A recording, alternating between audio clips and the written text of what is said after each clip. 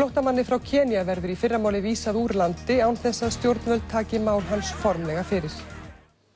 Stjórnvöld hafa ákveðið að vísa flóttamanni frá Kenía úr landi án þess að taka fyrir umsókn hans pólitískt hæli. Maðurinn starfaði tíma við hjálparstarf sem íslensk stjórnvöld tóku þátt í.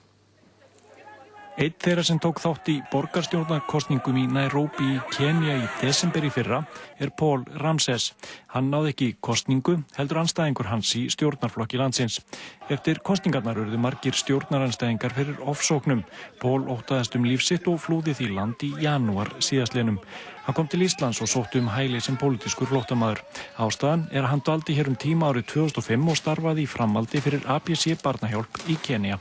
Hann tók þátt í að stofna skóla út í Nairobi með Íslendingum en það verkefni stutt meðal annars af íslenska utanríkisráðuneytinu.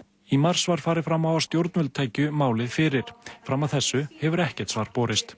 Svo var það ekki fyrr en í dag að hann hringdi í mig á lögreglustöðinni og þá það hefur ekki borist svar frá þeim en þá var farið inn á heimili hans og hann settur ákveðið að hann eigi að sitja í fangelsi í þá nótt og verður sendur út í fyrramálið. Ástæðan að Paul millilenti á Ítalíu á leið sinni til landsins og stjórnvöldum því heimilt að senda hann þangað og láta ítölsk stjórnvöld fjalla málið. En hann á konu hérna líka og með þessari ákvörðun að þá verður fjölskyldunni greinilega stíað í sundur. En þau eiga 3 vikna gamalt barn því að það fæddist lítill drengur á Íslandi í byrjun þessa mánaðar.